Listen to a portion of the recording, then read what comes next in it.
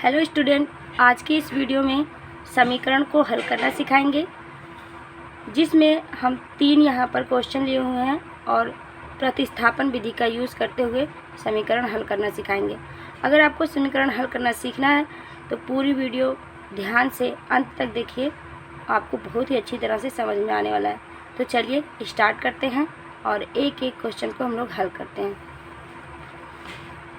तो यहाँ पर देखिए, हमारा फर्स्ट क्वेश्चन है s minus t is equal to 3, s upon 3 plus t upon 2 is equal to 6। यहाँ पर दोनों समीकरण है, इसमें प्रतिस्थापन का मतलब होता है कि एक समीकरण से एक का मान निकालकर दूसरे समीकरण में रखते हैं, जिससे हमें दोनों राशियों का मान ज्ञात हो जाता है। तो इस तरह से हम हल करेंगे। हमारा पहला सवाल है, तो यहाँ पर हमने पहला सवाल लिख लिया है। अब इसको हम लोग हल करेंगे।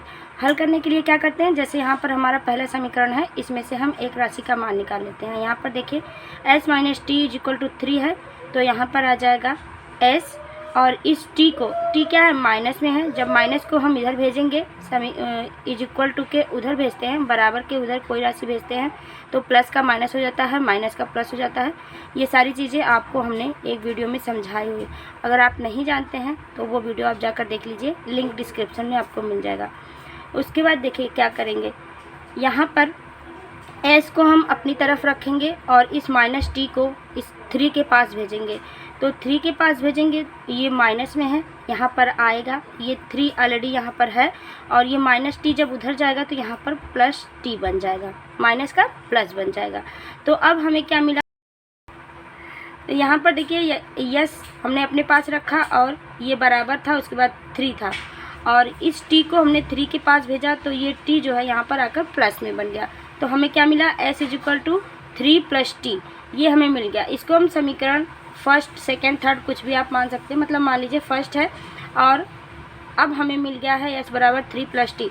अब यही जो s बराबर 3 प्लस टी मिला हुआ है, इसी 3 प्लस टी को जहाँ जहाँ s होगा वहाँ पर हम रखेंगे समीकरण 2 में। तो ये हमारे पास जो 2 समीकरण थे हमारे क्वेश्चन के, इससे हमने t का मान निकाल लिया। अब इस s का मान इस वाले समीकरण में रखेंगे, तो ये वाला समीकरण हमें लिखना पड़ेगा। अब जहाँ जहाँ पर s है वहाँ पर हम 3 प्लस टी रख देंगे। तो अब देखिए s upon 3 plus t upon 2 is equal to 6, यही है हमारा सवाल। तो यहाँ पर हम s की जगह पर 3 प्लस 2 रख देंगे। इसी को प्रतिस्थापन कहते हैं, मतलब कि एक समीकरण से जो मान निकलता है उसका मान दूसरे समीकरण में प्रतिस्थापित कर देंगे। अब हम इसमें s का मान प्रतिस्थापित कर देंगे। तो अब s का मान यहाँ पर क्या है, t प्लस 3, तो s की जगह पर हम रख देंगे t प्लस 3। तो यहाँ पर हम रखेंगे t 3 प्लस टी या t प्लस 3, जो भी आप बोले। तो यहाँ पर हो जाएगा 3 प्लस टी, अपान में क्या है, 3 है, तो यहाँ पर हमने लिख दिया 3। उसके बाद देखिए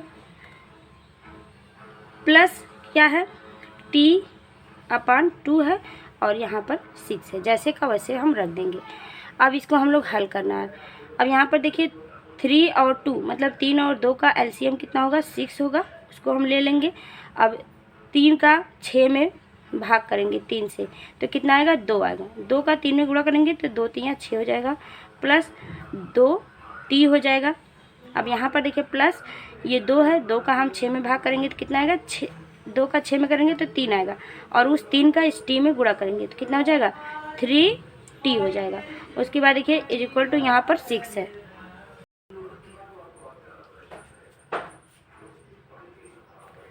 अब यहाँ पर हम क्या करेंगे, इसको देखिए इन दोनों को जोड़ देंगे, और यहाँ पर 6 है, ये 2t है, ये 3t है, तो 2t और 3t दोनों को जोड़ेंगे कितना हो जाएगा, 3 और 2 5t हो जाएगा।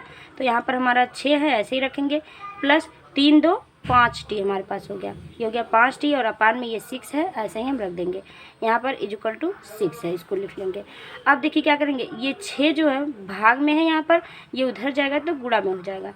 तो यहाँ पर क्या आ जाएगा हमारे पास, 6 प्लस 5t, और बराबर में इस 6 का इस 6 में गुणा हो जाएगा तो हो जाएगा 36, 6 6 के 36, तो इतना हो गया।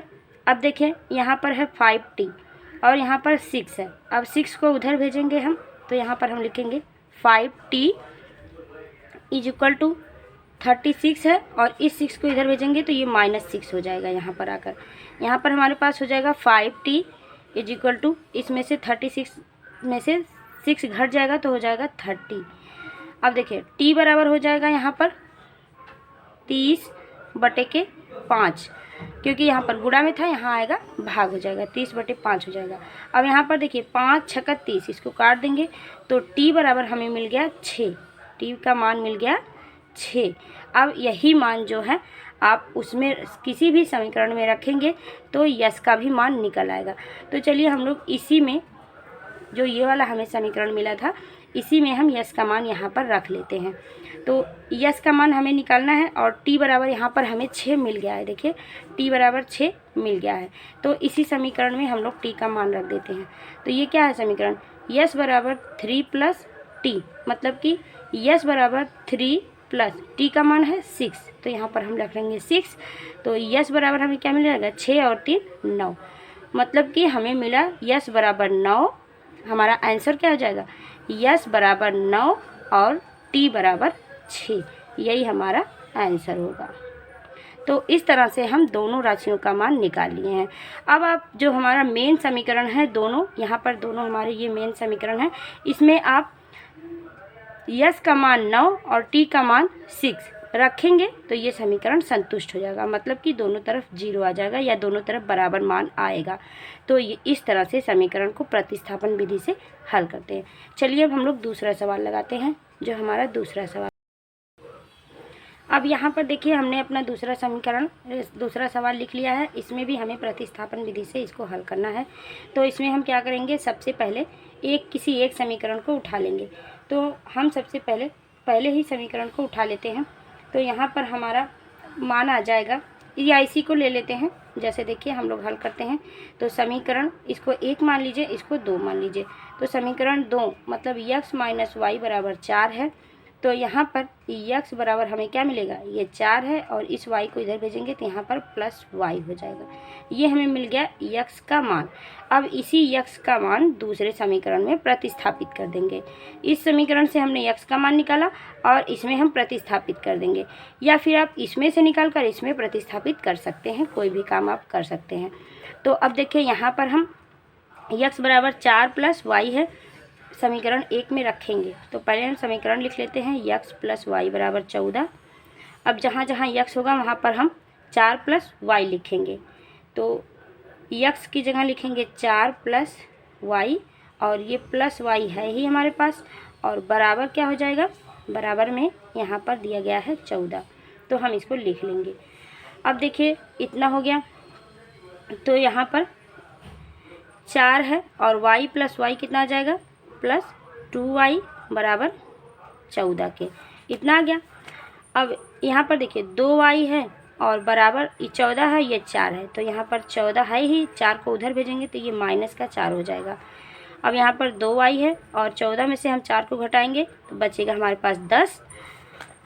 अब यहाँ पर y और 2 में गुणे का संबंध है, इधर जाएगा तो ये भाग हो जाएगा। देखिए 2 × y बराबर 10 है, तो y बराबर क्या हो जाएगा, 10/2 हो जाएगा। y बराबर 10/2 हो जाएगा। अब यहाँ पर इसको हम कैंसिल कर देंगे तो y का मान हमें मिल जाएगा 5। y का मान हमें 5 मिल गया, और यहाँ पर क्या है, x बराबर 4 + y है, तो यहाँ से हम x का मान निकाल सकते हैं। तो y का मान 5 है, यहाँ पर हम y की जगह पर 5 रख देंगे।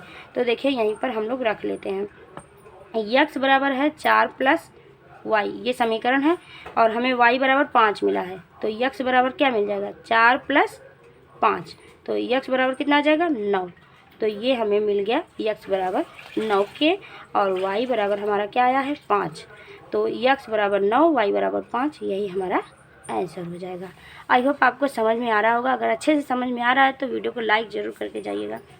तो चलिए अब हम लोग नेक्स्ट सवाल लगाते हैं। अब ये हमारे पास हमारा तीसरा सवाल है। यहाँ पर हमने सवाल को लिख लिया है। इसमें भी हम सेम उसी तरह से हल करेंगे इसको। जैसे ये हमारा पहला समीकरण है, इसमें से पहले चाहे आप y का मान निकाल लीजिए चाहे x का। तो चलिए हम लोग इसको देखते हैं। पहले हम समीकरण को लिखेंगे, यहाँ पर हल यहाँ पर हम लोग कर रहे हैं। तो x + 2y बराबर 3, ये हमारा समीकरण है।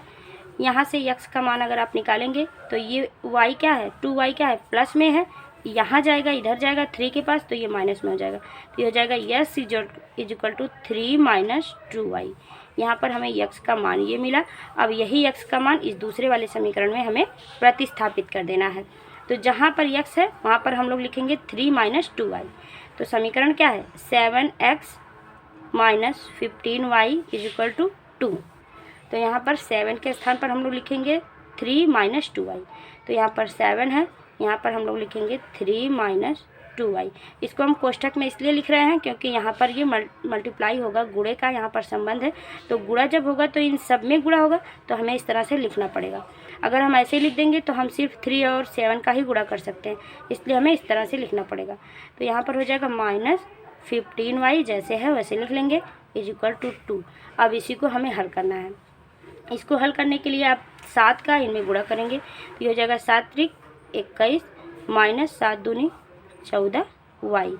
ये हो गया। उसके बाद जैसे है उसको वैसे ही हम लोग लिख लेंगे। अब देखिए यहाँ पर यही जोड़ घटाना हमें करना है। तो यहाँ पर क्या हो जाएगा, माइनस ये भी है, माइनस ये भी है, माइनस माइनस दोनों क्या होता है, प्लस हो जाता है।